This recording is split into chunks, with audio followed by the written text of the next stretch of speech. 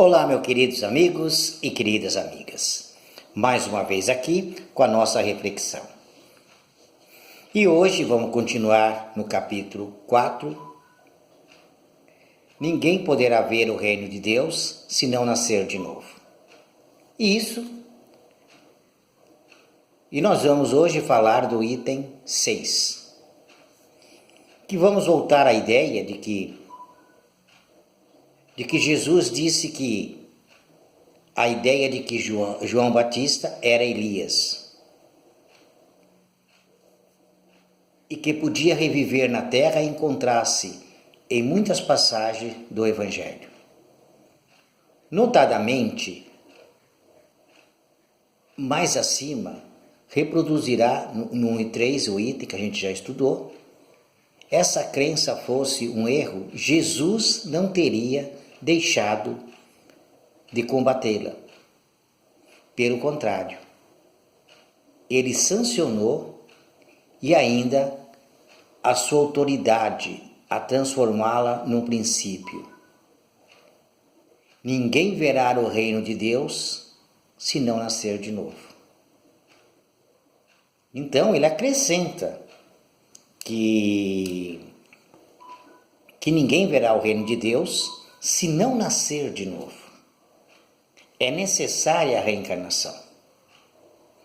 E ele coloca com muita veemência. Por quê? Ele teria combatido, se isso não fosse verdade, como fez com outras crenças do momento.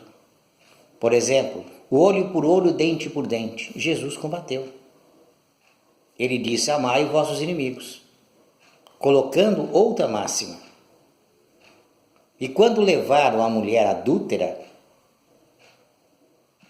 e disseram que na lei mosaica ela deveria ser apedrejada porque foi pega em adultério. O que ele disse? Ele disse: quem nunca pecou, que atire a primeira pedra.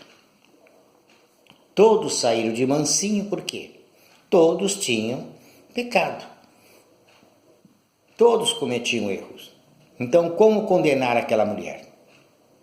Então, Jesus foi condenando muitas coisas naquele sentido. Fez desacreditar com a sua autoridade moral. E por que a reencarnação ele sancionou? Porque é verdadeira. Porque é a pura verdade. Por isso é que ele sancionou. Então não tem como negar que nós todos vamos reencarnar. Vamos viver um processo reencarnatório. Estamos vivendo. E também isso mostra se nós somos criados simples e ignorantes. Então, como saímos da ignorância no nosso aprendizado? Se nós acreditarmos que numa única encarnação nós vamos aprender tudo, se torna um absurdo. Se o corpo foi criado junto, a alma, o espírito foi criado junto com o corpo, nós estaríamos aonde? Na idade da pedra, porque recomeçaria tudo de novo. Estaríamos ainda morando nas cavernas. Então não tem como negar. E depois tem outra. Se a gente fosse, uns vão para o inferno, outros purgatório e outros para o céu. Então quer dizer que aquele que morre na infância não teve tempo de cometer pecado. E aí? E os anjos do céu são seres privilegiados, como acreditavam no passado? E aí? Deus é justo? Deus é bom? Temos que fazer esse questionamento para entender o processo reencarnatório. Se uns seres são privilegiados, e o próprio Jesus privilegiado, porque dizem que ele não reencarnou, que ele não passou pelo processo que nós estamos passando. Que ele é o Filho do Espírito Santo, o Filho de Deus.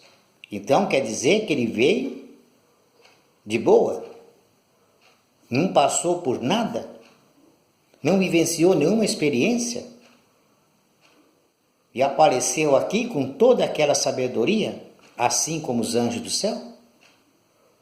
Nós aqui para sofrer e os anjos do céu de boa.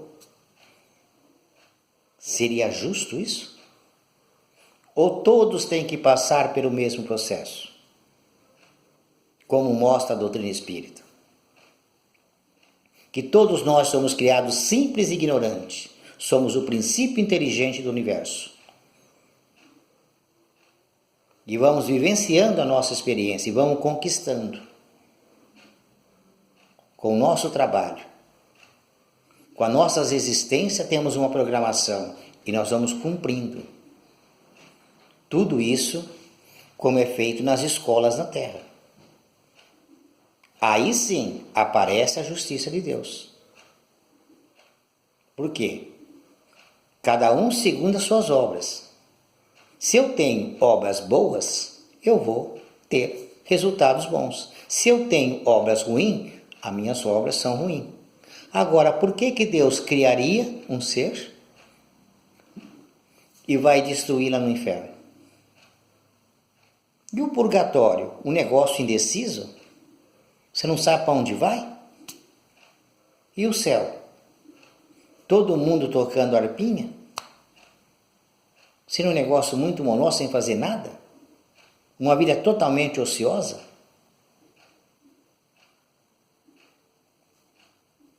Então, a própria Madre Teresa de Calcutá disse, quando ela morresse, ela ia para o céu. Ela falou que não. Porque os anjos estariam aqui na terra, ajudando o povo. Quem são os anjos? Os anjos vão se transformando, são os antigos, terrícolas, de outros planetas que foram evoluindo e chegaram a essa condição, passando por as experiências que nós ainda estamos passando. Essa é a verdade. Se a gente fosse aprofundar, nós vamos ver que esse conceito existe lá, existia há muito tempo nos Sumérios, 10.000 anos antes de Cristo. Eles já tinham essa visão. Eles já não sabiam que ia nascer de novo. Os Vedas, há 3.000 anos antes de Cristo, como eles entendiam? Eles saíam nus, na guerra enfrentavam os soldados, sem roupa, porque não tinha medo de morrer. Você vai morrer? Eu pego o teu corpo e volto. Essa é a visão dele de vida. Isso foi tirado depois que surgiu a religião estatal. Quando Constantino trouxe a igreja para dentro do castelo de Roma, da cidade romana. Então aí ela se adaptou às condições do Estado, dos interesses socioeconômico e político. E permanece. Essa foi a questão. Então a gente vê que, e foi a palavra ressurreição, para os judeus queriam dizer, que tinha o mesmo conceito de reencarnação. O que o Kardec fez? Colocou um nome muito mais coerente. Nomenclatura mais coerente. Porque reencarnar, voltar no corpo físico e não ressurgir. Porque a ressurreição no mesmo cadáver não dá. A ciência diz que não. Então nós temos que ver que a reencarnação ela é mais justa e prova a justiça de Deus. Que nós somos hoje a somatória do nosso passado. Que o nosso passado é o nosso presente é o nosso futuro. É o que nós estamos fazendo aqui, quando nós voltarmos, vamos partir de um determinado ponto e seguir em frente. É que nem na escola. Você entra no primeiro, segundo, terceiro, quarto ano, como a gente sempre fala aqui, é a mesma coisa.